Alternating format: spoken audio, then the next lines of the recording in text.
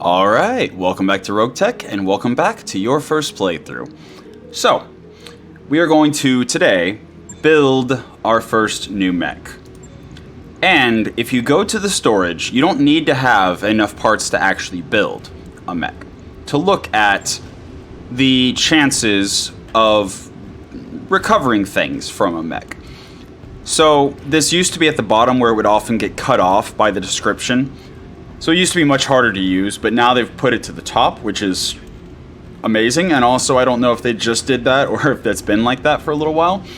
But it is very nice to be able to actually reference that and make use of it. So you'll see here with the Urban Mech, it has a base tech of 10, which means it's recommending that you start with at least 10 mech tech to build one. The limb repair chance is 35%, item recovered is 51%, and item repair is 27%. We can look at the flea here and see a very similar spread of percentages. But if we look at the spider, the Wolf's Dragoon's spider, you'll see the base tech is actually higher. It's a 14, with limb repair at 31%, item recovered at 48%, and item repair at 23%. This is because this spider, the Wolf's Dragoon spider, has higher quality stuff. And as a result, it takes more tech to put it together in good condition. You'll also notice that if we go, for example, here to this Phoenix, it has a much higher item recovered chance and a much higher limb repair chance than even the 30-ton or 25-ton mechs that are not anything particularly special. And that's because it's primitive. That's what the pink striping means, is that this Phoenix is a primitive Battlemech, or at the very least a low-tech Battlemech. Doesn't necessarily mean full primitive, like it doesn't necessarily have a primitive engine, etc., etc., but it is a low-tech mech. That's why it has the pink striping. And then, yeah, we have the Vindicator here, which is 35, 51, 27, and then the Firestarter Omnimech, 31, 48, 23. Not too terrible, but it is a base tech recommended of 13. And we have mech tech of 12. But as I said during the mission last time, we got a little more busted up than I would have liked. So instead of trying to rush to get whatever I can get done in 2 days, I'm just going to roll over the financial report. And I'm going to show a neat little trick. So, first, before we go through the financial report, let's check the store one last time. And no, I'm not really seeing anything I'm super interested in. Okay. Handheld rack 2, what? 10 ton. Yeah. It's gonna be a long while before we actually have 10 ton carry capacity. So, hopefully my soundproofing prevented that thumping car from going through the walls, but, not sure. In any case, so we've checked the store, not too interested in any of that. Hiring hall, we already got the one Mechwarrior we were interested in. So we are going to pass until the financial report. And since this is the first financial report, let's go over all of this. So, you see on the left the current what everything is, because we haven't clicked next yet. So this is what we were, and that's the effects we had. This is showing the finances at present with the normal payments. We have enough for one additional financial report after this one. And then we'll need to come up with more money if we, use anything, or if we need to go for more than one more financial report. Our morale is currently discouraged, but that's kind of on par for early game. But you'll also notice if you hover it, every unit will gain 1 base resolve point per round of battle. So that means in order, I think we saw vigilance was vigilance 28 or was offensive push 28? I don't remember. 28 sticks out in my mind. So that means 28 rounds if nothing else is going on for a Mechwarrior to be able to use whichever of the two it was. So obviously we kind of want our morale higher, but early game, it is kind of what it is. You mostly increase morale by upgrading your Argo. Then you'll see the estimated operating cost, which is just how much it costs to keep things tidy. You'll see the Argo operating cost is always going to be the highest. Cargo gear, 120 units. So we have 120 pieces of gear that we are paying to store on the Argo. Then our upkeep for each of our mechs. This isn't dropping it. This isn't replenishing its ammo. This is just, dusting all the actuators. Keeping it in good shape. Automation is one of the upgrades. Mech Bay 2 is one of the upgrades. As you get more upgrades, it increases the operating cost of the Argo. And then we have 166 tons worth of mech parts, so we're paying for each ton of mech parts as well. And then the vehicles and the repaired power conduits. So altogether, just the Argo is 176,000, almost 500. Okay. Estimated salary costs. You'll see NARF at the very top, 79,000, and it's actually listed in order of expense. So, yeah, you see Rusalka's our lowest, our lowest financial report cost for our Mechwarriors, and you'll also notice that our commander's not there because our commander costs nothing. You don't pay yourself. In any case, at the bottom is the bigger, more important thing. This is how much we had at the end of the last financial report. This is how much we paid for the previous financial, for the previous month of operating. And then this is our current funds after we pay that at the end of the month. So when you click next, you're presented with this option. Before I get into what we're doing, your 5 options are Spartan, Restrictive, Normal, Generous, Extravagant. Each one has an effect on both morale and your mech bay stuff. When you get cheaper, you save roughly, 20%? Regardless, you save here almost 80,000 C-bills. And then you save here another almost 80,000 C-bills. So you can operate for 339,000 in the next financial report, but in exchange for that extra 155,000 some odd C-bills, you're losing 10 morale, which again, we're at 12. So that would be bad. And we would lose -5/-2 techs. But if you go extravagant, you can pay extra. In this case, 150,000 extra. So roughly one step up is the equivalent extra expense as saving from going 2 steps down. And then if you want to go extravagant, you're almost doubling your financial report cost for the next financial report, but you're gaining 8 morale, which again lets you do advanced maneuvers more frequently in combat. And it gives you, most importantly, higher mech tech. Now, this is not necessarily advisable for your first financial report, and I'm not suggesting that you ever actually do this, but for the sake of building the mech that we have sitting in our mech bay, I'm going to do it. So you'll see, this does not affect the C-bills coming out at the end of the previous month. We still have the full 955,000 C-bills. What it does is it means the next financial report, we will need to have 800,000 C-bills to cover, compared to the 600,000 that it was if we would have been normal. But it does bump our morale up to 20, which you'll notice is not exactly 10, because it said we were at 12, so yeah. 10 would have been 22.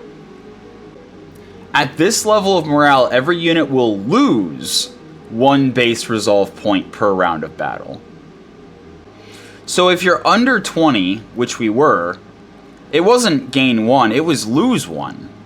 You have to be at least 20 resolve or 20 morale to gain resolve per round of battle.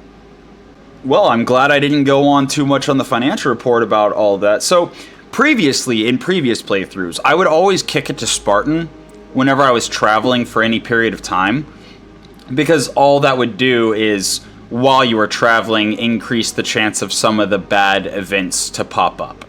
And even the bad events, most of them have at least a potential positive result. So it wasn't that big of a deal. But now, knowing that kicking it down to Spartan will essentially make it impossible for you to actually use any active abilities in combat until after another financial report passes, it needs to be used a lot more sparingly. Likewise, the plus 10 morale, the plus 10 morale is actually quite helpful then, if it means the difference between using, you know, vigilance or offensive push compared to not being able to. Huh. In any case, you'll see the mech tech, we are indeed at 14, or at plus 4, which is 16 from the 12 we were at. And our medical's 10, so I guess it was 4 / like mech tech / medical. So it was mech / med tech. Got it. In any case, if we now go to our mech bay. Oh hey, the stealth's finished. We can look at the Oh, I forgot to swap things around. I meant to have the bushwhacker being worked on first and foremost. That's a mistake. Okay. Well, I mean, it's fine. It's fine. Just all kinds of inefficient today. It's completely fine. In any case, we'll look at the stealth in just a minute, but if you go to storage now, and you click on the same mech you were looking at building, you'll notice, oh, with the higher mech tech we have, the limb repair went up, the item recovered went up, and the item repaired went up. So now, with our higher mech tech, and the higher chance of things to not be completely destroyed, we're going to build it. And since we have 4 parts of the exact same chassis, it doesn't cost us anything to put pieces together. But if we had, for example, yeah, here, if we had 2 parts of the Spider 5WDR and 2 parts of the Spider 5V, we would actually have to supplement the Spider 5V parts with just straight up funding and C-bills to get compatible parts, swap things out, and make it work with the 5WDR parts to build a Spider 5WDR. But again, since we have 4 parts of the same thing, we're just going to build it and not have to pay anything immediately. So, in the mech bay, we now have our busted mech, which actually has a... So yeah, they actually have electronic warfare. I wasn't going to say anything about it until like after I got a chance to look at the stealth, but now that I have a chance to look at the stealth, I will. But yeah, it looks like even the Firestarter has C3 Slave with its default loadout. So, that's cool. So yeah, we'll look at the stealth in just a minute. But first, let's look at the Firestarter. So, whenever you first build a mech, it is going to be busted. Now, we got... Okay. First off, this is why we kicked our funding up to Extravagant. Instead of having to now repair and pay to repair the center torso, right leg, and head, they're just peachy. Like, yeah, the heatsink kit's busted, and the flamer's busted, and the other flamer's completely busted. Same with this heatsink and this jump jet. But the fact that this is an Omnimech, and the fact that the XL engine and gyro are intact, as well as the engine core, without needing to be repaired and replaced, we're able to put this entire mech together and into more or less working condition for less than 300,000 C-bills. I'm kind of tempted to reload the save and put an example of putting it together without going extravagant here. Alright, here we go. Building the Firestarter with 12 mech tech when the base tech required or suggested is 13. Boom, boom, boom. And you'll notice that it's a lot more busted. It's a lot more busted. But RNG is always a large part of building any mechs together. We actually ended up with one of the LRM-10 Longfires this way. But everything else is busted, and you can see it costs twice as much and takes twice as long. Although you do have to keep in mind, the mech tech, the increased 4 mech tech, is a 33% increase to our current mech tech. So the 24 days isn't that much longer than the 13 days, However, if it wasn't an Omnimech, the engine being intact would have actually mattered a lot more, because you don't just automatically get the engine and the engine core by repairing a standard inner sphere mech, or really anything but an Omnimech. So the fact that the center torso here was destroyed, if it wasn't an Omnimech, would have meant that the engine XL was gone and the 270 core was gone. And then we would have had to have had a 270 core or anything, any kind of core to put in, and the engine XL going in would have also taken time and money to install. So the reason it's still only 24 days and only 460,000 is because it is an Omni. Okay, so I'm assuming that future me did that. Please. In any case, after we have repaired it, it'll take 13 days, which, by the way, this is an Omnimech. That's pretty quick. But, yeah, so after 13 days, it will be in this exact condition, and technically, no, we couldn't drop it. It has a double heat sink, but no double heat sink kit. It's a little jank. Also, it only has a flamer.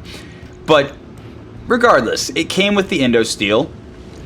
It came with the XL engine intact and the 270 core intact. The cool thing about Omnimechs is even if the engine XL and 270 core weren't intact when we cobbled it together, they're fixed components. So automatically, anytime you have an Omnimech, it's going to have an engine and a core and the gyro just built into it. Also, Omnimech gyros are pretty cool. They're pretty cool. They have 50 stability threshold instead of 40. It's nice. In any case, yeah, there's not really a whole lot to talk about for repairing Omnimechs, but I will do one thing. So, you'll notice that I clicked the Repair All button up here, and when I clicked the Repair All button, it automatically replaced all the missing components. It automatically repaired all the damaged things. But you don't have to. You can actually just repair it little by little. If I just repair the left torso, that'll be 88,000 C-bills and 4 days. If I then also repair the left leg, that'll be 176,000 C-bills and 7 days. Etc., etc. Now, before you can drop it, you do have to fully, repair everything that's busted, hence the red. But you could just repair parts of it, like that, and then just confirm it. In any case, also the Indo Steel you'll see for this particular Omnimech is also built in, so that's cool. But yeah, after 13 days of work and 293,000 C-bills, we will have this Omni Firestarter ready to refit and then drop. And since it's an Omni, you'll notice that, well, first of all, just to make the point of 13 days, still 13 days, still 13 days, still 13 days. What do you know? Still 13 days. Like, you can refit Omnimechs very, very quickly. Adding all the weapons did not add any additional time to refit the mech. And that's because Omnimechs work on an Omnipod modular technology, so it's very quick to just change weapon loadouts as per the lore of the Battletech Universe. Now, we're obviously not going to do all that. Now, that also brings us to the point of the icons. You'll notice that the icons do not include ballistic, missile, energy, etc. They just have this star icon, which is Omni hardpoints. And as you saw as I was randomly sticking things on, Omni hardpoints don't care. They don't care if it's an energy weapon or a missile weapon or anything in between. You just stick it on and it works. The one exception is, I don't think we have any, but if you do have Omnipods or so lower arm actuators, Omni lower arm actuators, which is just a type of Omnipod that you socket into the upper arm, and then you have a lower arm to help with weapon aim. The only thing is Omnipod Arms lower arm actuators aren't as strong and able to handle as much weight as locked in hardware lower arm actuators. So unless something has changed, you can't use heavy weapons like PPCs or autocannons or Gauss rifles with Omni lowers. They're mostly intended for things like lasers. But yeah, unless something has changed, that is. Now, yeah, that's that's about all there is to say about Omnimax, really. But yeah, so 293,925 and 13 days. And we're not going to be able to drop it immediately, but we will be able to refit it very quickly once it's ready to drop. So, yeah, all that's busted, and you'll see I can barely click the right button here, the validate button. Actually, I guess that's worth showing too. You know what? You know what? Sure, I'll do it. I'll just do it little by little. So we're just gonna replace that validate. We can't click validate because the list of things that's broken is so long. So you can escape out, or you can press enter. And if you press enter, it confirms it and comes to this list. And this list is the list of things we do. So now that we've confirmed, in whatever that was, 5 days, I think it said 4 days, it will be ready for us to start repairing more. Although I think I'm actually going to... Yeah, you know what, let's work on getting it up and running. Again, if I were actually... So, the second financial report is a bit early to start building a medium mech. In part because, even though it's an Omni-Mech, it's still going to take like 13 days. And we don't have that much mech tech. We don't have, you know, whatever. But it's fine. It's fine. Because we do have Mech Bay 1 and 2. So if we just focus on Mech Bay 1, trying to burn through the stuff we need to repair for the actual missions we want to drop on, and use Mech Bay 2 just to repair the fire starter, before long, we would actually have the fire starter up and running as well. But it's worth noting that we still haven't done, like, anything to, like, the Assassin or the Phoenix Hawk or anything. And you don't really have to. There is a difference between optimizing mechs and just dropping what you've got until you need to do something to them. Are they going to be as efficient or more so to your preferences? Not necessarily. But they'll still work. They'll still be metal on the battlefield that you can walk around and shoot things with. They just might be a little bit more prone to exploding, or a little bit less accurate than you would like.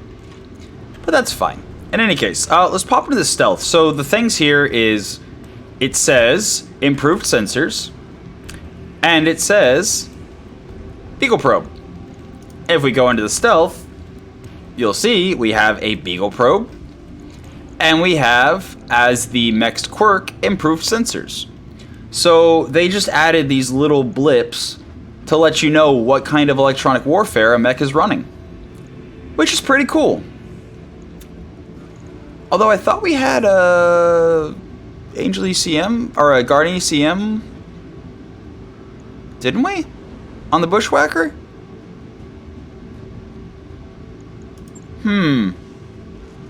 Like, I know we don't have anything on the Locust. Locust is just...